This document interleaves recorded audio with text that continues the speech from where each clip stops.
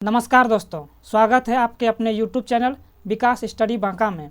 हम लोग science practice set PYQ platform में दिया हुआ प्रैक्टिस सेट बायोलॉजी का देख रहे हैं, जिसमें से हमने 2 टॉपिक ऑलरेडी अपलोड कर दिए हैं और आज का टॉपिक है उत्तक के बारे में।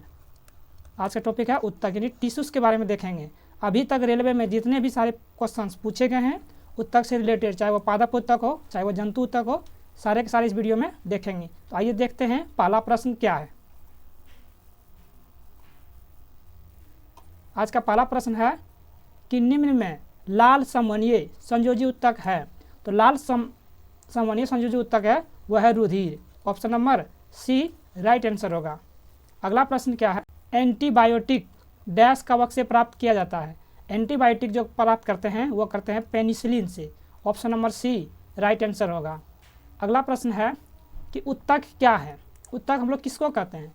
तो वे कोशिकाएं जो मूल रूप से दिखने में और कार्य करने में समान होती है उसको हम लोग उत्तक टिश्यूज कहते हैं। तो इसका जो राइट आंसर हुआ वो ऑप्शन नंबर डी। अगला प्रश्न क्या है कि अस्थायी उत्तकों के निर्माण के लिए एक अस्थायी संरचना आकार और अस्थायी उत्तक के निर्माण के लिए एक अस्थायी संरचना आकार और क्रिया अपनाने की प्रक्रिया को हम लोग क्या कहा जाता है? तो उसको हम लोग क्या कहते हैं? उसको हम लोग कहते हैं विभेदन। Option number A right answer होगा। अगला प्रश्न क्या है, देख सकते हैं कि निम्नलिखित में से किन उत्तकों में कोशिकाएं जीवित होती है, लंबी और कोनों पर अनियमित रूप से स्थूल यानी कि मोटी होती है। तो वो होती है आपका कोलेनकाइमा। क्या होती है? कोलेनकाइमा। किसकी जो कोशिकाएं होती है जीवित होती है और ये कोनों पर क्या होते हैं? अनियमित रूप से मोटी होती है यानी स्थूल होती है। तो इस प्रकार इसका राइट होगा ऑप्शन नंबर डी। अगला प्रश्न क्या है कि कौन सा स्थायी उत्तक एक पौधों को कठोर और मजबूत बनाता है? तो वो बनाता है आपका स्क्लेरेनकाइमा। और ये क्या होती है? ये होती है मृत कोशिका। क्या होती है? ये मृत कोशिका होती है। इसकी जो कोशिकाएं होती है वो मृत होती है और जो नारियल का जो खोल बना होता है वो स्क्लेरेनकाइमा का ही बना होता है। अगला प्रश्न क्या है कि निम्न में से कौन से पौधों के उत्तक कोशिका विभाजन में सक्षम होती है? तो कोशिका विभाजन में जो सक्षम होती है वो होती है विभज्योतक उत्तक, क्योंकि ये विभाजित होती रहती है हमेशा। इस प्रकार जिसका राइट आंसर होगा वो होगा ऑप्शन नंबर ए। अगला प्रश्न क्या है कि मनुष्यों में एक संयोजी उत्तक के उदाहरण को पहचानिए। इनमें से कौन सा संयोजी उत्तक है उसके बारे में आपको बताना है। तो हड्डी एक प्रकार क्या संयोजी उत्तक हो गया। हड्डी हो गया, रक्त हो गया, ये संयोजी उत्तक है आपका। Option number C right answer होगा। अगला कि निम्न में से किन अस्थायी उत्तकों में कोशिकाएं मृत होती है? अभी आप पहले देखें कि किन की कोशिकाएं मृत होती है। तो वो होती है आपका स्क्लेरेनकाइमा की कोशिकाएं मृत होती है और ये कठोर होता है। जो नारियल का जो खोल बना होता है कठोर, वो स्क्लेरेनकाइमा की ही बनी होती है। अगला प्रश्न है कि डैश उत्तक रक्तवाहिका के व्यास को बदल देता है। कौन बदलता है? रक्त के व्यास को जो बदलता है वो बदलता है आपका ऑप्शन नंबर बी मांसपेशियां उत्तक रक्तवाहिका के व्यास को बदल देता है। अगला है कि निम्नलिखित में से कौन सा एक सरल अस्थायी उत्तक नहीं है? सरल अस्थायी उत्तक नहीं है तो आपका कोलेनकाइमा है, पेरेनकाइमा है और स्क्लेरेनकाइमा है। जबकि ये जाइलम जो है ये अस्थायी उत्तक है, लेकिन ये जटिल अस्थायी उत्तक कैसा है? तो जटिल अस्थायी उत्तक है, जटिल अस्थायी उत्तक है। और ये जो तीनों है ये आपका क्या है? सरल अस्थायी उत्तक है। अगला है कि डैश एक जटिल अस्थायी उत्तक है। तो देखिए आपका जाइलम और फ्लोएम जो होते हैं वो जटिल अस्थायी उत्तक है, जबकि आपका पेरेनकाइमा, कोलेनकाइमा और स्क्लेरेनकाइमा ये भी अस्थायी उत्तक होते हैं, लेकिन ये सरल होते हैं। कैसे होते हैं? ये सरल अस्थायी उत्तक होते हैं। अगला प्रश्न है कि मनुष्यों में पाए जाने वाले प्लेसेंटा उत्तक द्वारा निम्न में से कौन सा काम किया जाता है? प्लेसेंटा उत्तक से कौन सा काम करते हैं? तो भ्रूण से अपशिष्ट पदार्थों को बाहर निकालना और भ्रूण को पोषण प्रदान करना, यह प्लेसेंटा उत्तक का कार्य है यानी काम है। तो इसका राइट आंसर हुआ डी ऑप्शन। अगला है कि निम्न में से कौन सा सरल अस्थायी उत्तक नहीं है? तो वो है आपका जाइलम। ये सरल अस्थायी उत्तक नहीं है, ये जटिल उत्तक। ये कैसा उत्तक है? तो ये जटिल उत्तक है। जबकि आपका कोलेनकाइमा जीवितिक मतलब कह सकते हैं कि आप पेरेनकाइमा और स्क्लेरेनकाइमा ये क्या है? सरल अस्थायी उत्तक है। ये सिर्फ नाम का सरल अस्थायी उत्तक है, इसका काम क्या है? जटिल है। अगला है कि निम्नलिखित में से कौन सा एक सरल अस्थायी उत्तक नहीं है। सरल अस्थायी उत्तक नहीं है तो वो कौन सा नहीं है, तो वो है आपका बी ऑप्शन। ये सरल अस्थायी उत्तक नहीं है, ये जटिल अस्थायी उत्तक है। जबकि शीर्ष विभज्योतक, कोलेनकाइमा और कैम्बियम ये क्या है, सरल अस्थायी उत्तक है, जबकि फ्लोएम जटिल अस्थायी उत्तक है। तो इस प्रकार इसका राइट आंसर होगा ऑप्शन नंबर बी। अगला है कि कौन सा उत्तक पौधों के प्रकाश संश्लेषण हिस्सों से सामग्री के परिवहन में मदद करता है, तो वो कौन करता है, सामग्री में जो परिवहन करता है वो करता है फ्लोएम। फ्लोएम का क्या है कि भोजन को पौधे के विभिन्न हिस्सों में पहुंचाना, और ये दोनों दिशा में जाता है, ऊपर भी लेके जाएगा और नीचे भी लेके जाएगा। जबकि जाइलम क्या था, एक ही दिशा में जल को लेके जाता है, और फ्लोएम जो भोजन लेके जाता है ये विभिन्न दिशाओं में लेके जाता है। तो इस प्रकार इसका राइट आंसर हुआ ऑप्शन नंबर 1। अगला है कि हमारे कानों में डैश की उपस्थिति के कारण जो एक प्रकार का संयोजी उत्तक है, कोनों को मोड़ा जा सकता है, वो मोड़ते हैं हम लोग कार्टिलेज, यानी उपास्थियों के कारण, यानी कार्टिलेज के कारण ही मोड़ सकते हैं। ये कानों में पाए जाते हैं, नाकों में पाए जाते हैं, जहाँ भी जो मुड़ता है वहाँ क्या पाया जाता है, कार्टिलेज पाया जाता है। अगला है कि निम्न में से कौन जाइलम का प्रकार नहीं है, तो जाइलम का प्रकार आपका जाइलम फाइबर है, ट्रेकिड्स है, नलिकाएँ है। जबकि सीव ट्यूब जो है ये जाइलम का नहीं, ये किसका है, ये फ्लोएम का, ये फ्लोएम कोशिकाएं की है सीव ट्यूब। जबकि जाइलम फाइबर और ट्रेकिड और वेसल्स जो है ये कि ये आपका जाइलम का, ये तीनों जाइलम का है। तो इस प्रकार इसका राइट आंसर होगा ऑप्शन नंबर 1। अगला है कि निम्न में से कौन सा उत्तक कोशिका विभाजन में सक्षम होता है। कोशिका विभाजन में जो सक्षम होता है वो होता है विभज्योतक। विभज्योतक उत्तक क्या होता है, कोशिका विभाजन में सक्षम होता है। और जबकि ये स्थूल कोण उत्तक, दृढ़ उत्तक और मृद उत्तक ये अस्थायी उत्तक होता है, ये विभाजन नहीं करते हैं, और ये विभज्योतक उत्तक ये हमेशा विभाजित करते रहते हैं। तो इस प्रकार इसका राइट आंसर होगा डी ऑप्शन। अगला है कि दो अस्थियाँ एक दूसरे से एक अन्य संयोजी उत्तक द्वारा जुड़ी हो सकती है, जिसे डैश कहा जाता है, जिसको हम लोग क्या कहते हैं, जिसको कहते हैं हम लोग स्नायु, यानी कि लिगामेंट। दो अस्थियों को जोड़ता है तो उसको हम लोग कहते हैं लिगामेंट, और एक अस्थि और मांसपेशियों को जोड़ता है उसको हम लोग कहते हैं टेंडन। क्या कहते हैं, टेंडन। अगला है कि निम्नलिखित में से कौन से उत्तक का अंतरकोशिकीय क्षेत्र बड़ा होता है, तो वो होता है पेरेन्काइमा। पेरेन्काइमा का अंतरकोशिकीय क्षेत्र बड़ा होता है, यानी उत्तक के बीच में जगह पाया जाता है, और ये जीवित होते हैं, इसकी जो कोशिकाएं होती है वो जीवित होती है, इनके बीच अंतरकोशिका अधिक स्थान पाया जाता है। तो इस प्रकार इसका राइट आंसर क्या होगा, ऑप्शन नंबर 1।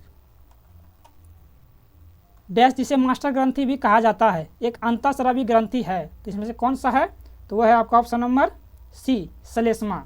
क्या है, श्लेष्मा। श्लेष्मा जिसको हम लोग मास्टर ग्रंथि भी कहते हैं, यानी कि श्लेष्मा मतलब क्या, पीयूष ग्रंथि जिसको हम लोग मास्टर ग्रंथि भी कहा जाता है, एक अंतःस्रावी ग्रंथि है। तो इस प्रकार इसका राइट आंसर होगा सी। अगला है कि नारियल की छाल का निर्माण किस उत्तक के कारण होता है। पीछे भी बताए थे, वो होता है स्क्लेरेनकाइमा के कारण नारियल की छाल का निर्माण होता है, क्योंकि ये दृढ़ उत्तक होते हैं और ये मृत कोशिका से बनती है। कैसे बनती है, ये मृत कोशिका से बनती है। तो इसका राइट आंसर होगा ऑप्शन नंबर डी। अगला है कि डैश उत्तक का निर्माण मृत कोशिकाओं के संयोजन से होता है, तो वो होता है आपका स्क्लेरेनकाइमा। स्क्लेरेनकाइमा की कोशिका मृत कोशिकाओं से निर्मित होती है, और ये बहुत ही कठोर होती है, और इनके बीच स्थान बहुत कम पाया जाता है। और जबकि आपका कोलेनकाइमा और पेरेन्काइमा ये जीवित कोशिकाओं से बनी होती है, और पेरेन्काइमा के बीच स्थान अधिक पाया जाता है, और स्क्लेरेनकाइमा के बीच स्थान थोड़ा कम पाया जाता है। कोलेनकाइमा के बीच स्थान थोड़ा कम पाया जाता है, और स्क्लेरेनकाइमा के बीच स्थान नहीं पाया जाता है, जिसके कारण से ये क्या होता है, कठोर होते हैं और मजबूत भी होते हैं। तो इस प्रकार इसका राइट आंसर होगा ऑप्शन नंबर 1। विभिन्न प्रकार के अस्थायी उत्तकों के निर्माण के लिए डैश उत्तक की कोशिकाएं को अलग किया जाता है। तो किस कोशिकाओं को अलग किया जाता है जिसके कारण से अस्थायी उत्तक का निर्माण होता है, तो वो करता है मेरिस्टेमेटिक उत्तक। मेरिस्टेमेटिक उत्तक कहते हैं यही चीज अलग होता है जिसके कारण से अस्थायी उत्तक का निर्माण होता है। अगला है कि डैश उत्तक हमारे मुंह की आंतरिक स्तर को बनाता है। जो कौन बनाता है, आंतरिक स्तर को बनाता है, वो बनाएगा आपका सरल स्क्वेमस एपिथेलियम उत्तक। सरल स्क्वेमस एपिथेलियम उत्तक के कारण हमारी मुंह की आंतरिक स्तर को बनाता है। तो इस प्रकार जो इसका राइट आंसर होगा वो होगा सी। त्वचा के नीचे और आंतरिक अंगों के बीच डैश उत्तक बना होता है, वो बना होता है आपका वसा उत्तक। क्या बना होता है, वसा उत्तक। तो इसका राइट आंसर होगा ऑप्शन नंबर बी। अगला है कि डैश उत्तक के प्रकार ग्रंथियां बनाते हैं। कौन से इसमें उत्तक है जो ग्रंथियां बनाते हैं, वो एपिथेलियम उत्तक। एपिथेलियम उत्तक क्या बनाते हैं, ग्रंथि बनाते हैं। तो इस प्रकार इसका राइट आंसर होगा ऑप्शन नंबर डी। अगला है कि निम्न में से किस ऊतक में कठोर कोशिका भित्ति पाई जाती है? तो वो पाई जाती है आपका स्क्लेरेन्काइमा की कोशिका भित्ति कठोर होती है और ये मृत कोशिकाओं से बनती है। तो इस प्रकार इसका राइट आंसर होगा ऑप्शन नंबर सी। अगला है कि निम्न में लाल संवहनीय संयोजी ऊतक है, तो वो रुधिर ये आपका लाल संवहनीय संयोजी ऊतक है। अगला है कि निम्नलिखित में से कौन सा ऊतक मुख्य रूप से मृत कोशिकाओं से बना होता है? तो मृत कोशिकाओं से बना होता है उसको हम लोग क्या कहते हैं? उसको हम लोग कहते हैं जाइलम। जाइलम मृत कोशिकाओं से बना होता है। तो इसका राइट आंसर होगा ऑप्शन नंबर बी, क्योंकि पेरेन्काइमा और कोलेन्काइमा ये जीवित कोशिकाओं से बनाता है और जो एरेन्काइमा है ये पेरेन्काइमा का ही भाग है। इस प्रकार जिसका राइट आंसर होगा ऑप्शन नंबर बी इसका राइट आंसर होगा। अगला प्रश्न क्या है कि डैश तंत्र तरल पदार्थों को एक स्थान से दूसरे स्थान पर संचरण करता है। वो कौन करता है? एक स्थान से दूसरे स्थान पर जो संचरण करता है वो करेगा आपका संवहनी ऊतक। संवहनी ऊतक में इसमें कौन आ जाएगा? आपका जाइलम आएगा और फ्लोएम। जाइलम और फ्लोएम आपका संयोजी ऊतक है, संवहनी ऊतक है। इसी के कारण जाइलम से आपका जल लेके जाएगा और फ्लोएम से आपका भोजन और खाद्य पदार्थों को लेकर के जाएगा। और जाइलम जो कि एक ही दिशा में जाता है और फ्लोएम दोनों दिशा में जाएगा, ऊपर भी जाएगा और नीचे भी जाएगा, लेकिन जाइलम एक ही दिशा में जाएगा, ऊपर। अगला है कि मेरिस्टेमेटिक ऊतक एक विशेष भूमिका निभाते हैं और अपनी विभाजित करने की क्षमता को त्याग देते हैं, तब ये डैश बनते हैं, तब ये अस्थायी ऊतक बनते हैं।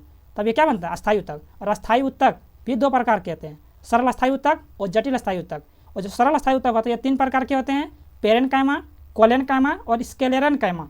जबकि जटिल अस्थायी ऊतक होते हैं वो होते हैं दो टाइप से, जाइलम और फ्लोएम।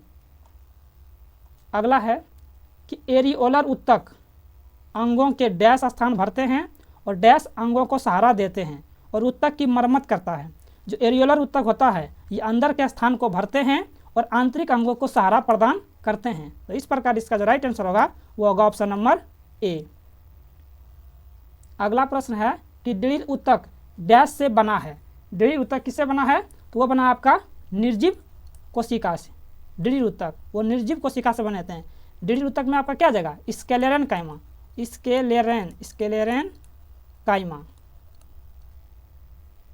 स्क्लेरेन्काइमा ये आपका दृढ़ ऊतक से बना होता है। ये कैसा होता है? ये होते हैं मृत, दृढ़ यानी कि मृत ऊतक से। और ये कैसे होते हैं? ये निर्जीव होते हैं। अगला है कि किस प्रकार के ऊतक एक समान कार्य करने वाली विभिन्न प्रकार की कोशिकाएं होती है। एक समान कार्य करने वाली विभिन्न प्रकार की जो कोशिकाएं होती है वो कौन होती है? वो होती है जटिल ऊतक। और जटिल ऊतक में आपका दो आएगा, एक आपका आएगा जाइलम, दूसरा क्या आएगा? फ्लोएम। इस प्रकार इसका राइट आंसर होगा ऑप्शन नंबर ए। अगला है कि वनस्पति ऊतक का डैश परिपक्वता पर जीवित प्रोटोप्लाज्म धारण नहीं करता है। वो कौन नहीं करता है? वो करेगा आपका ऑप्शन नंबर ए, दृढ़ ऊतक। क्या बोला? वनस्पति ऊतक का डैश परिपक्वता पर जीवित प्रोटोप्लाज्म धारण नहीं करता, वह दृढ़ ऊतक करता है। Option number A right answer होगा। अगला प्रश्न क्या है कि डैश ऊतक ग्रंथियों का निर्माण करती है। वो कौन सा ऊतक ग्रंथियों का निर्माण करती है? तो वो करेगी आपका वाहिका ऊतक ग्रंथियों का निर्माण करती है। इसका राइट आंसर होगा ऑप्शन नंबर बी।